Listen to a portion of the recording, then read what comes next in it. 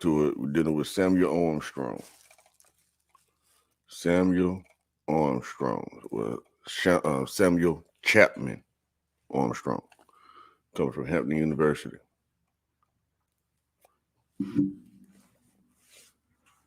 The son of missionaries, Armstrong was born January 30th, 1839, in Maui, Hawaii, the sixth of 10 children. He attended Punahou School in Honolulu, Hawaii. In 1860, his father suddenly died, and Armstrong, at age 21, left Hawaii to the United States and attended Williams College in Massachusetts, graduating in 1862. After graduating college, Armstrong volunteered to serve in the Union Army during the American Civil War and recruited a company near Troy, New York. He was appointed a captain in the 125th New York Infantry, a 3-year regiment in George L. Willard's brigade. Armstrong was among the 12,000 men captured in September 1862 with the surrender of the garrison at Harper's Ferry. After being paroled, he returned to the front lines in Virginia in December as part of the 3rd Division of the 2nd Corps under Alexander Hayes. Armstrong fought at the Battle of Gettysburg in July 1863, defending Cemetery Ridge against Pickett's charge. Armstrong subsequently rose through the ranks to lieutenant colonel, being assigned to the 9th Regiment, United States Colored Troops, USCT, in late 1863. Now, P. Game, he was assigned to the 9th Regiment. 9th Regiment was United States Colored Troops, USCT, in late 1863. But the only thing about this is that these colored troops were basically from Asia.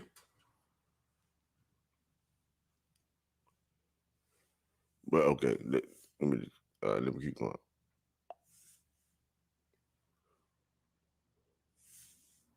It said he was assigned command of the 8th U.S. Colored Troops when its previous commander was disabled from wounds. Okay, Armstrong's experiences with these regiments aroused his interest in the welfare of Black Americans because he was working with the Black that made him want to help Black Americans. Huh? That's what they're trying to say. He led the regiment during the siege of Petersburg, and the 8th was one of the first Union regiments to enter the city after the Confederates withdrew from their trenches. In November 1864, Armstrong was promoted to colonel. I don't know how to say that shit. I think it's colonel, for gallant and meritorious services at Deep Bottom and Fuzzle's Mill during the siege of Petersburg. So it said the 8th USCT, which is another colored regiment more than likely, pursued the Army of Northern Virginia during the subsequent Appomattox campaign. After Robert E. Lee surrendered that army, Armstrong and his men returned to Petersburg briefly before being sent by sea to Ringgold Barracks near Rio Grande City on the Mexican border in Texas. Armstrong was awarded the brevet rank of Brigadier General of Volunteers.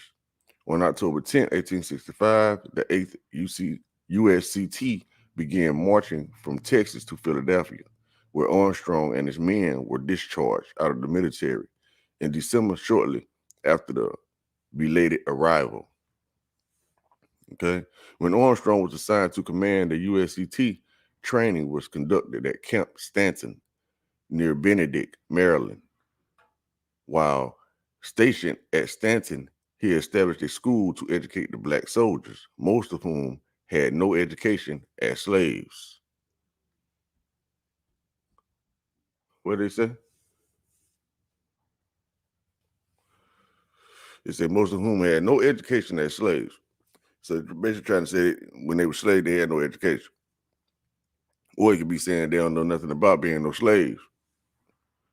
But we know it's probably the first one. But the thing about it is, what education? The education on how to become an American, to be civilized, to be lied to. Because remember, just because they didn't know how to speak English didn't mean that they didn't have their own language.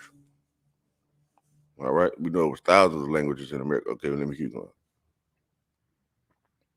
It said at the end of the war, Armstrong joined the Freedmen's Bureau with the help of the American Missionary Association.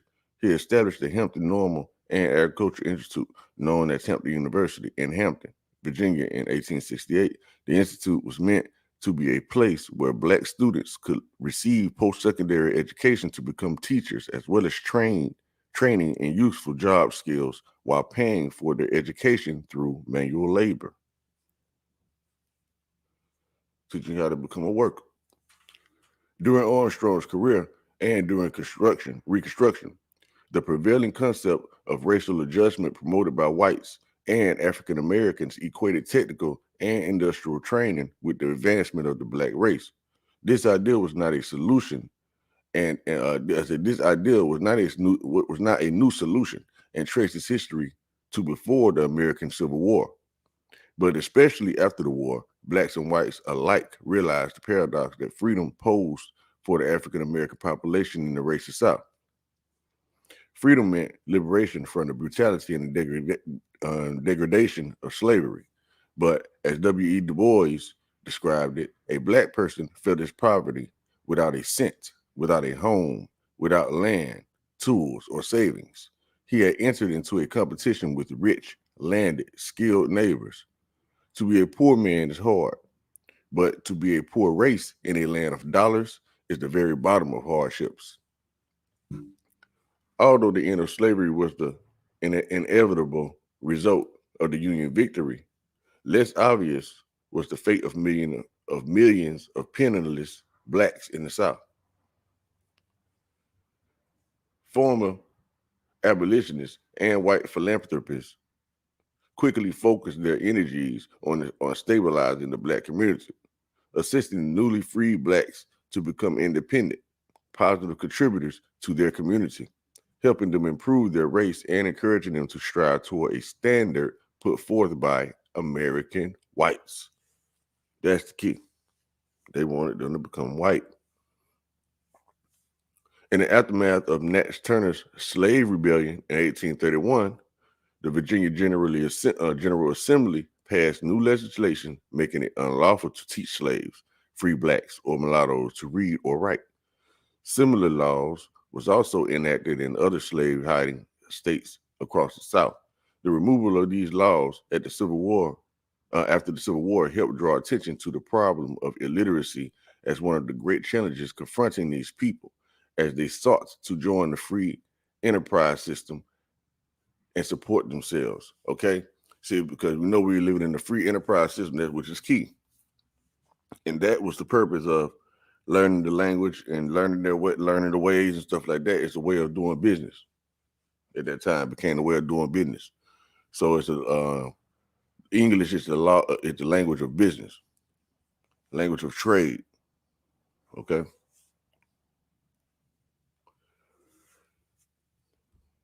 All right. It's a one instrument through which this process of racial uplift could take place with schools such as the Hampton Normal Industrial Institute. At the heart of the early Hampton style education during Armstrong's tenure was the emphasis on labor and industry. However, teaching Blacks to work was a tool, not the primary goal of the institute. Rather than producing classes of individual craftsmen and laborers, Hampton was ultimately a normal school, teacher school for future Black teachers. In theory, these Black teachers would then apply, right? They say in theory, would apply the Hampton idea of self-help and industry at schools throughout the U.S., especially the South. To this end, a prerequisite for admission to Hampton was the intent to become a teacher. In fact, approximately 84% of the 723 graduates of Hampton's first 20 classes became teachers. Armstrong strove to instill these disciplines, the more value of manual labor. This concept became the crucial component of Hampton's training of Black educators. So, everybody was out teaching, but wasn't nobody really doing. He's like, I want y'all to learn so that y'all can go do it, and then you teach by example. So that was supposed to really be, that was really the main thing. But it became more, how they say, too many chiefs and no Indian.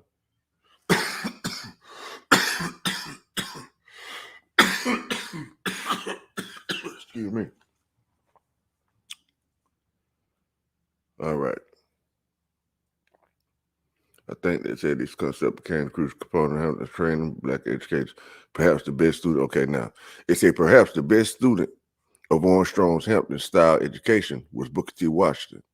After coming to the school in 1862, Washington immediately began to adopt Armstrong's teaching and philosophy. So everything Booker T. Washington was talking about, all his philosophies and stuff, was coming from Samuel Armstrong, the founder of Hampton University, which was first taught by Mary Pete, and also helped found it by Mary Pete with the Emancipation Oath, right? Black lady. Okay. It's okay. Washington described Armstrong as the most perfect specimen of man. Listen to this here. Physically, mentally, and spiritually, the most Christ-like. Washington also, is that when they started calling the white man God? Anyway, it say Washington also quickly learned the aim of Hampton Institute after leaving Hampton. He called being admitted to the school, despite his ragged appearance, due to the ability he demonstrated while sweeping and dusting the room. Okay, that sounded like the other guy that we came in to and start cleaning up. You remember that? It say from his first day at Hampton, Washington embraced Armstrong's idea of Black education. Washington went on to attend Wayland Seminary in Washington, D.C., and he returned to Hampton to teach on Armstrong's faculty. Upon Sam Armstrong's recommendation to Lewis Adams, Washington became the first principal of a new normal school in Alabama, which became Tuskegee University.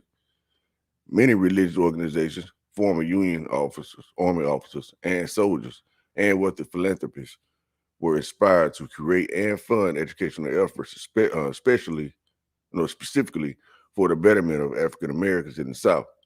By the work of pioneering education, my bad. Let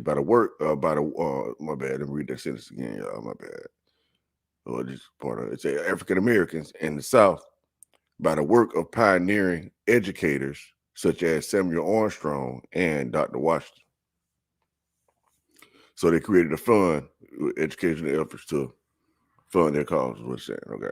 It says Samuel Armstrong suffered a deliberating paralysis. A debilitating paralysis in 1892 while speaking in New York. He returned to Hampton in a private railroad car provided by his millionaire friend, Collins P. Huntington, builder of the Chesapeake and Ohio Railway and Newport News Shipbuilding and Dry Dock Company, with whom he had collaborated on Black education projects. Samuel Chapton Armstrong died at the Hampton Institute on May 11, 1893, and is buried in the Hampton University Cemetery. All right. So y'all see what's going on, man. All this is a big agenda to create laborers out of you, which is I don't want to go too far into it. Take y'all inference for what it is. Until next time, I'll get with y'all.